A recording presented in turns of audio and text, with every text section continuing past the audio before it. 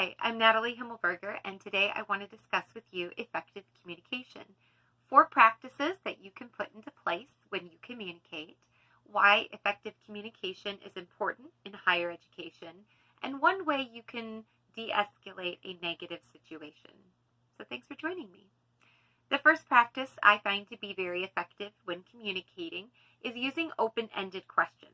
These are not questions that simply get a response of yes or no.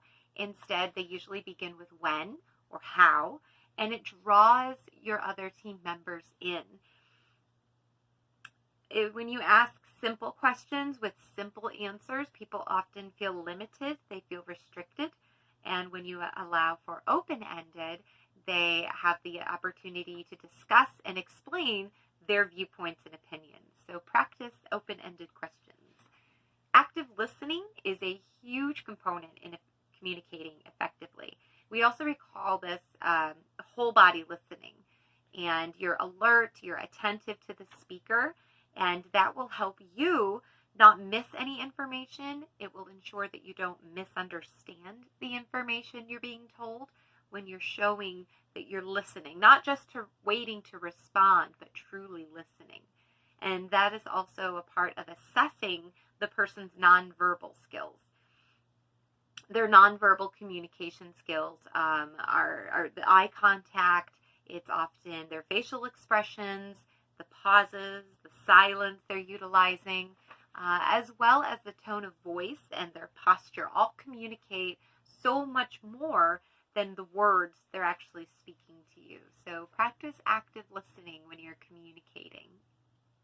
A third practice you can use is often quite helpful when you don't have the opportunity to active listen. You should be paraphrasing. In written responses, to paraphrase is to tell the person what you think you're being told or what you're hearing. And this can do 2 things. Number 1, it shows that you're paying attention and it demonstrates respect. It also allows the speaker to correct you if they need to. If what is being communicated is not correct, when you paraphrase, so what you're saying is, they have the opportunity to go, oh, actually, no, you've misunderstood me. So paraphrasing is quite useful in communicating. The 4th way is to self-disclose. It's a form of empathy, and you're sharing your own experiences, and you're bringing to the table who you are, and it can help form a bond of trust between you and your team members or your coworkers when you're willing to share your experiences and a small part of you. This also shows that you're aware of other people's feelings when you say you can empathize with them and share a little bit of your background.